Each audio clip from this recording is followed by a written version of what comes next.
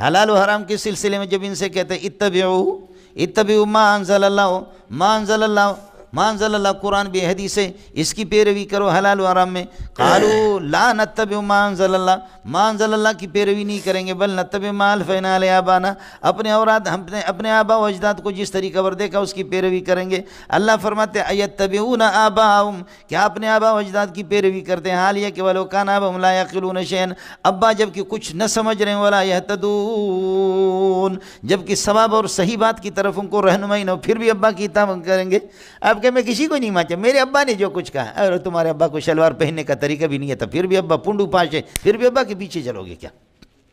ایسا ابا کے اللہ آپ کا بھلا کرے، ابا ہے تمہارا بے وقوف جو قرآن و سنت کے شدھ بدھ سے بھی واقف نہیں، پھر بھی ابا کے پیچھے پڑو گے. یہ واہ قرآن واہ. مولانا آپ لوگوں میں سمجھدار کتنے ہیں؟ صرف 2-3 آدمی، صرف 2-3 آدمی ہاتھ کھڑا کریں. 2-3 آدمی قتل میں نہیں کروں گا، سمجھے؟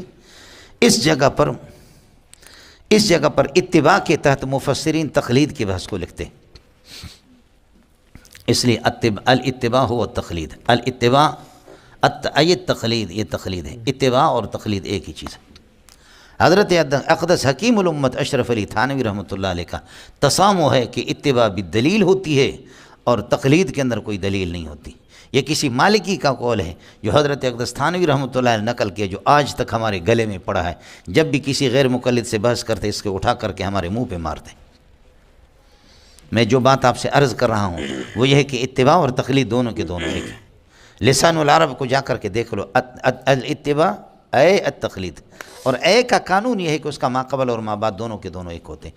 اے کی اے ترکیبی اعتبار سے عطف کی حیثیت اس کی ہوتی ہے، ماقبل معطوف علیہ مابعد اس کا ہوا یا کہ عطف بیان، اور معطوف علیہ اور عطف بیان دونوں ایک ہوتے ہیں. التقلید اے الاتباع، اور ایک ہے التقلید آنی الاتباع. میں آنی یعنی کی بات نہیں کر رہا ہوں، وہ الگ چیز ہے، میں اے کی بات کر رہا ہوں. سمجھ شریف میں ہے کہ نہیں؟ اس لیے تقلید بھی محمود ہوتی ہے. اللہ والوں کی تقلید محمود ہے اور جاہلوں کی تقلید مذموم ہے. اتباع اللہ والوں کے واتبع سبیل من اناب الیہ، جو میرے طرف رجوع کرنے والا ہو، اللہ کو جانتا ہو، اس کی پیروی کرو. اتباع یہ اتباع محمود ہے. اور اتباع مذموم کیا ہے؟ لا تتبع خطوات الشیطان ومن یتبع خطوات الشیطان، یہ اتباع ہے لیکن یہ اتباع مذموم ہے. آیا مسئلہ سمجھ میں؟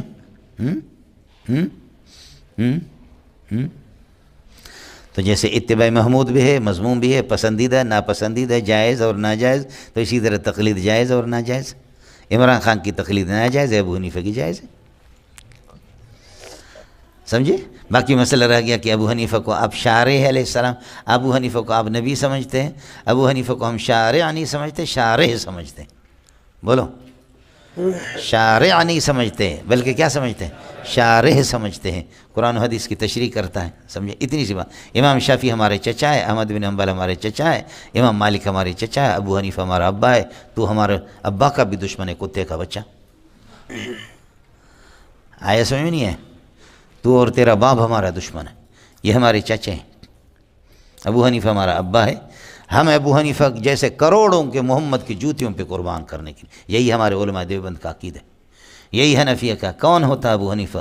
ابو حنیفہ جیسے کروڑوں اربوں جمع ہو جائے ابو بکر کے جوتے پہ قربان جائے.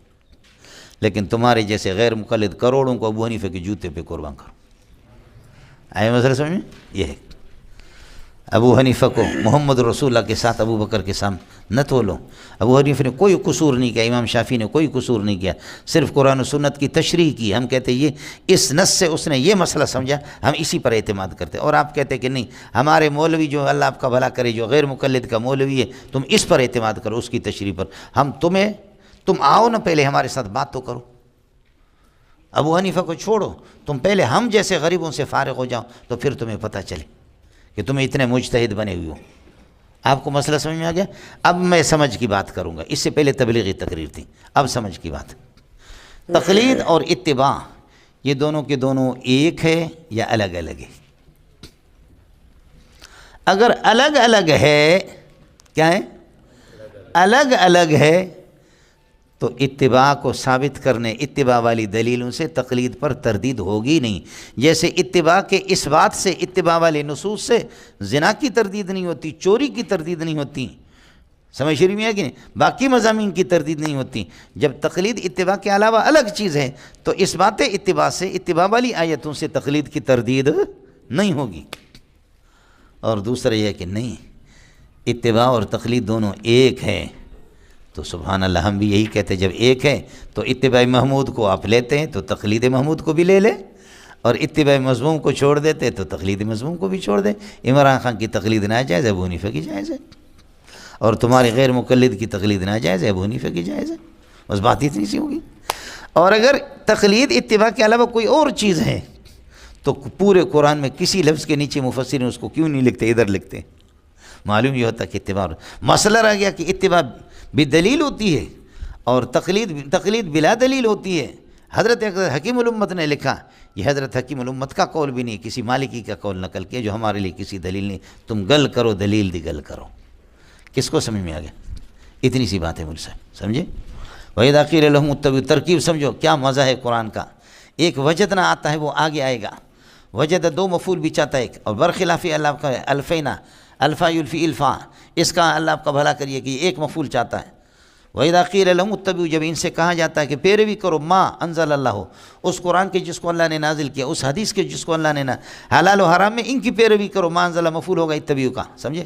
قالوا تو کہتے ہیں لا نتبع ما انزل اللہ، بل آ گیا نا، تو اسے قالوا لا نتبع ما انزل اللہ، ما انزل اللہ کی پیروی نہیں کریں گے بلکہ کیا کریں گے؟ بل نتبع ما الفینا علیہ آبانا، بلکہ ہم پیروی کریں گے اس طریقے کے جس پر ہم نے اپنے آبا و اجداد کو دیکھا۔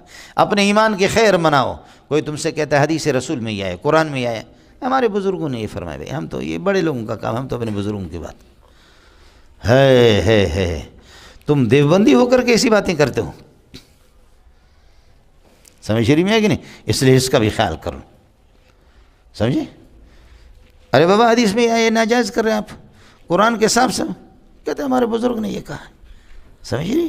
تو بزرگ ہے کون؟ اس کو تو بولو پہلے، بزرگ متعین بھی کرو۔ کوئی بھی گھوبی کی طرح گول ہوتا ہے وہ بزرگ ہوتا، سمجھے بھی جان؟ کوئی بھی گھوبی والا کوئی بڈھا ہو جائے بس وہ بزرگ ہو جائے تمہارا، جو قرآن و سنت سے بالکل واقف ہی نہیں ہے اس کو بزرگ مانتے ہو۔ بزرگ وہ ہوگا پکا مومن وہ ہوگا جتنا بڑا ایمان ہوگا، جتنا بڑا علم ہوگا، جس کا جتنا بڑا علم ہوگا اتنا پکا مومن ہوگا، یہی امام بخاری کہتا ہے، سمجھے؟ جو ایسے کہتا ہے کہ میرا ایمان بنا ہے علم نہیں ہے اس کے پاس، وہ جھوٹ بولتا ہے، بات صاف سی ہے، پکا مومن رشید و گنگو ہی ہے، حکیم الامت ہے، قاسم العلوم والخیرات ہے، علم کے پہاڑ ہے، پہاڑ ہے، سمجھ شریف میں ہے کہ نہیں ہے؟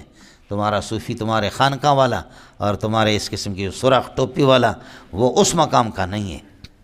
بات کرو رشید احمد کے کسی طرح اس کے علم کو تول کر کے دیکھو، فقیہ الامت ابو حنیفہ ثانی، قاسم العلوم والخیرات کی بات کرو، ہر گھوبی کو تم بزرگ بناتے ہو۔